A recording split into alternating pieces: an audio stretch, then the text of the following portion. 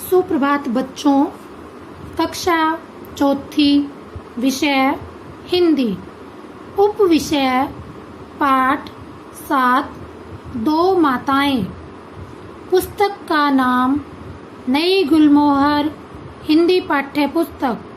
व्याख्यान 1। बच्चों, आज व्याख्यान 1 में हम पाठ 7 दो माताएं पढ़ेंगे और पाठ के बारे में जानेंगे।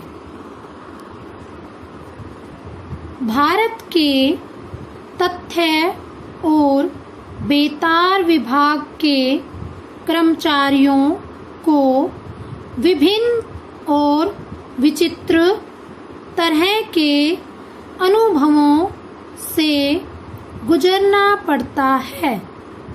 बच्चों, तथ्य का अर्थ है सत्य या यथार्थता।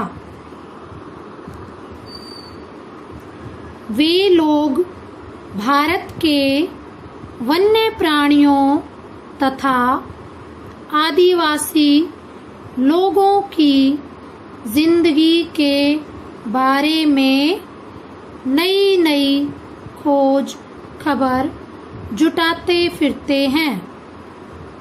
यह कथा भी उसी तरह की एक घटना पर आधारित है। बच्चों, वन्य प्राणी का अर्थ है जंगल में रहने वाले जीव। असम के एक अनजान क्षेत्र में पहाड़ की तलहटी में आदिवासियों का एक छोटा सा गांव है। तलहटी का अर्थ है पहाड़ के नीचे की भूमि। गांव का नाम है हतिया। गांव में शीत ऋतु की विदाई पर एक उत्सव मनाया जाता है। यह विचित्र उत्सव है उनका, बिल्कुल अलग प्रकार का। पहाड़ के नीचे रंगीन किस्म के पत्थर से बनी एक खाई है। उसी खाई के निकट लकड़ी का एक सुंदर मंदिर है। मंदिर में कोई मूर्ति नहीं है, बल्कि दीवारों और छतों पर खुदाई करके बनी छोटी छोटी मूर्तियां उपस्थित हैं। पूजा जैसी कोई बात नहीं, बल्कि कतारों में माताएं, लड़कियां, लड़के, बूढ़े सभी दूध से भरे घड़े, डलियों में फल, केले के गुच्छे, मिट्टी की कुप्पियों में मधु ले लेकर हाजिर हो रहे थे। कुप्पियों का अर्थ है चमड़े का बना गोल आकार का छोटा पात्र। मधु का अर्थ है शहद। बाद में घंटे की ध्वनि पर गाते बजाते उस सारी सामग्री को घने जंगल में रख दिया गया। लौटकर लोग गाने बजाने, नृत्य आदि में मस्त हो गए। तथ्य विभाग के कर्मचारियों को बहुत दुख है कि इतनी अच्छी सामग्री को जंगल में फेंक दिया गया। खुद न खाएं तो न खाएं, पर बाहर के लोग भी तो हैं। सामग्री का अर्थ है वस्तु या पदार्थ जिसमें घी या तेल रखते हैं। तथ्य विभाग के कर्मचारियों की बातचीत सुनकर एक आदिवासी लड़के ने चिढ़कर कहा, छी छी, ऐसी बात करना भी पाप है। इन सब चीज़ों को तो हाथियों के लिए दिया गया है, वे ही सब खाएंगे। अच्छा, तो फिर उन सबको पता कैसे चलेगा? यह सब उनके लिए रखा गया है। क्यों? घंटों की आवाज है ना, गाने बजाने की तेज आवाज सुनते ही वे सब पहाड़ की तलहटियों से इधर निकल आएंगे। वे सब बड़े होशियार होते हैं इन सब मामलों में। लेकिन इतने सारे पशु हैं, फिर हाथी ही क्यों?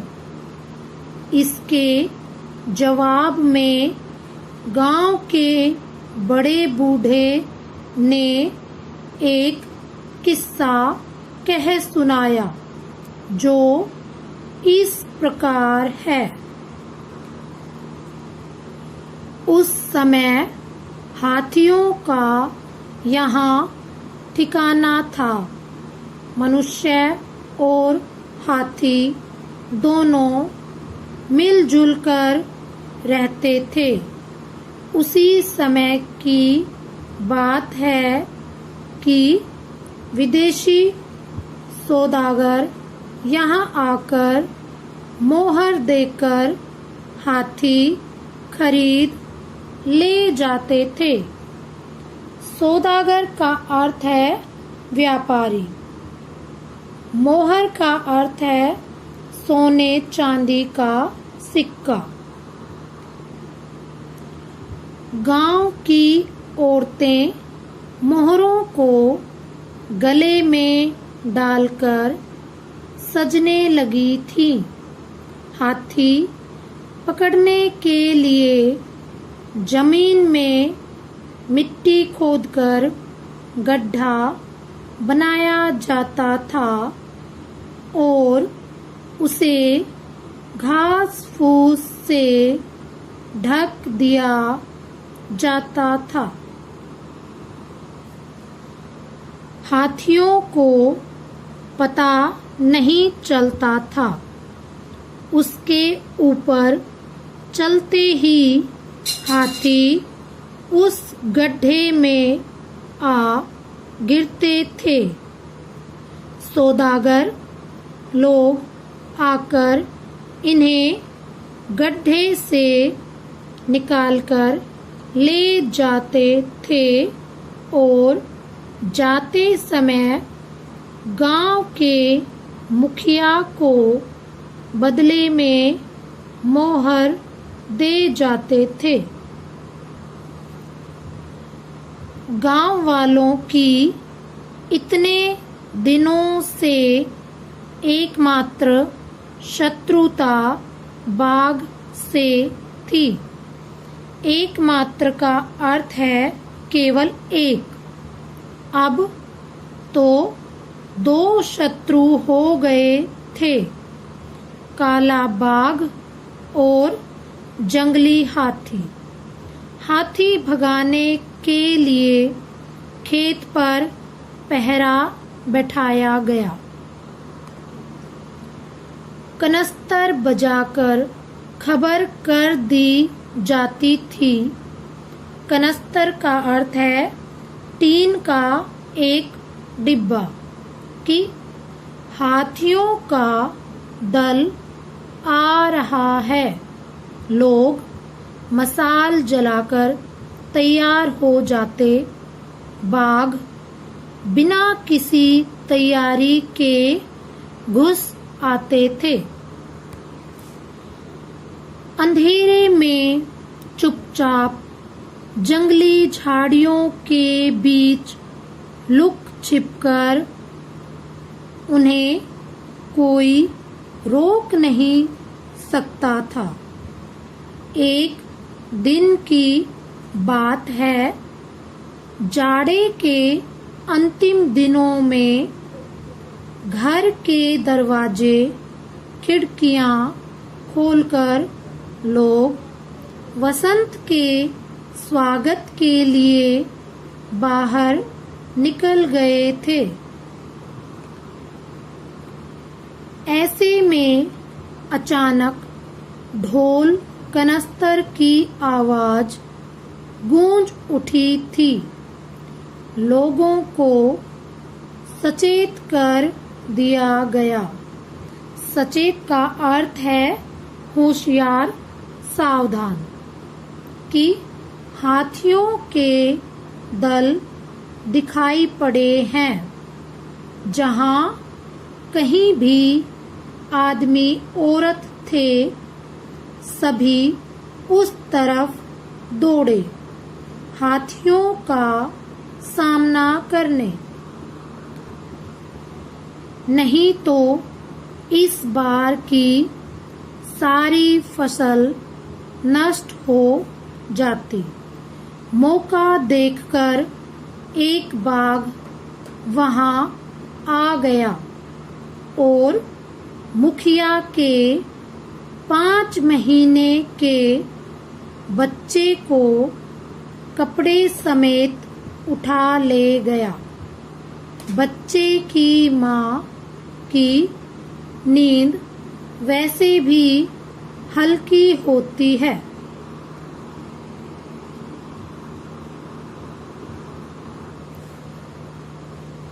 आंख खुलते ही बाघ को देखा।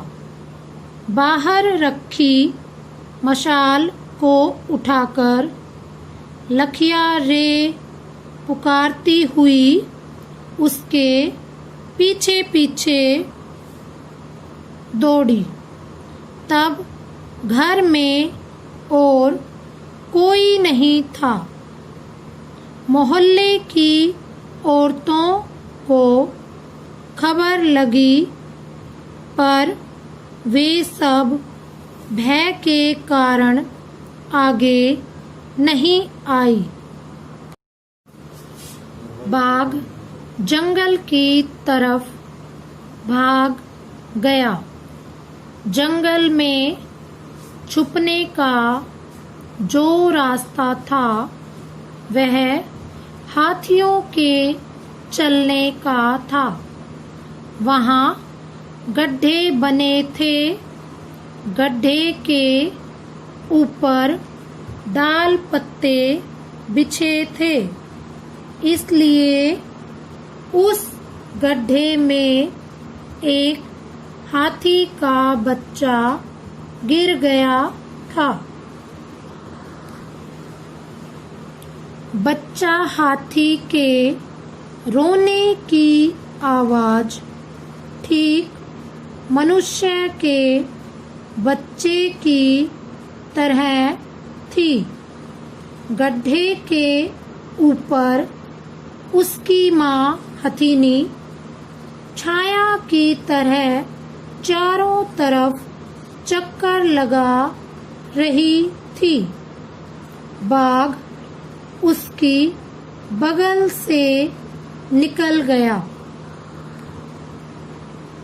आँखों के कोर से माँ हथिनी ने बाघ को देखा।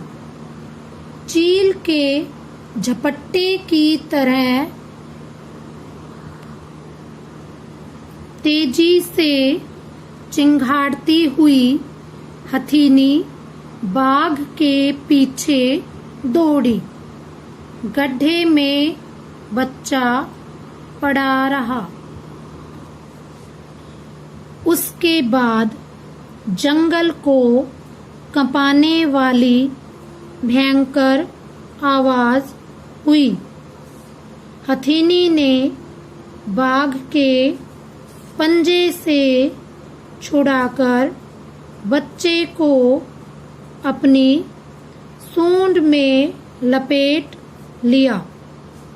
उसने बच्चा मुखिया की औरत की गोद में रखा और चुपचाप वहीं खड़ी रही। बच्चे के शरीर पर कंबल लिपटे होने की वजह से उसे कोई खरोंच तक नहीं आई थी।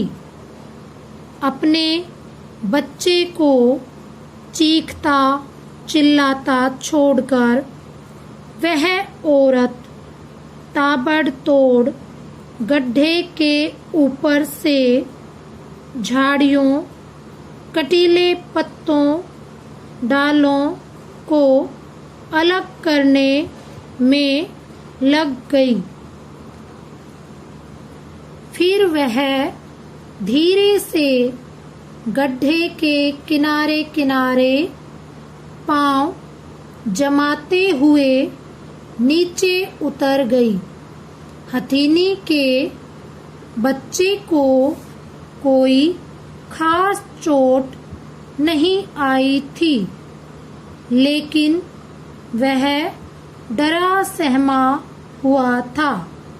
अब उसे गड्ढे से बाहर निकालने की समस्या थी। कई जगहों पर उसे जख्म भी लगे, पर उसने दम साधकर किसी तरह बच्चे को ऊपर की तरफ ठेल दिया। दम साधकर मुहावरे का अर्थ है सांस रोकना। ठेल दिया शब्द का अर्थ है धकेल देना। ऊपर से हथीनी ने अपने बच्चे को सूंड में लपेटकर खींचा। बच्चा ऊपर आ गया। तब तक भोर हो चुकी थी। हाथियों के दल को भगाकर मुखिया गांव के अन्य आदमियों के साथ जब घर लौटा तो बाघ के पंजों के निशान देखकर दंग रह गया। दंग रह जाना मुहावरे का अर्थ है आश्चर्यचकित होना, रह जाना। उसे समझने में देर नहीं लगी। डोरी, रस्सी, कुदाल, बर्छा लेकर कई आदमियों के साथ वह जंगल में घुसा। जंगल में पहुंचते ही जो दृश्य सामने आया उसे देख वे सब अवाक रह गए। अवाक का अर्थ है चुप। हथीनी का बच्चा अपनी माँ हथीनी से चिपका खड़ा था। माँ हथीनी अपनी सूंड बच्चे के शरीर पर फेरकर उसे प्यार कर रही थी। उसी जगह उसकी स्त्री भी अपने बच्चे को सीने से लगाए बैठी थी। हाथ के औजार रस्सी आदि सब फेंककर गांव के लोगों ने हाथ जोड़कर झुककर जंगल के देवता को प्रणाम किया। मुखिया की पत्नी बच्चे को गोद में लेकर खड़ी हुई। हथिनी अपने बच्चे के साथ जंगल की तरफ चली गई। मुखिया ने उसे उसी समय सभी गड्ढों को भर देने का आदेश दिया। सौदागरों को हमेशा के लिए गांव से भगा दिया गया और तब से फिर कभी इस तरफ किसी ने हाथी पकड़ने की कोशिश नहीं की। तभी से प्रत्येक साल जाड़े के दिनों में खेत में फसल पकने पर हाथियों को ये नैवेद्य दिया जाने लगा। नैवेद्य का अर्थ है देवताओं को समर्पित किया जाने वाला भोजन।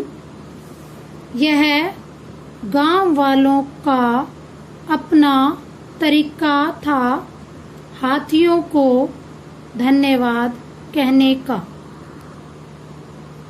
बच्चों, इस पाठ से हमने सीखा पशुओं के साथ सही व्यवहार करना, धन्यवाद करना, समझदारी से हल निकालना।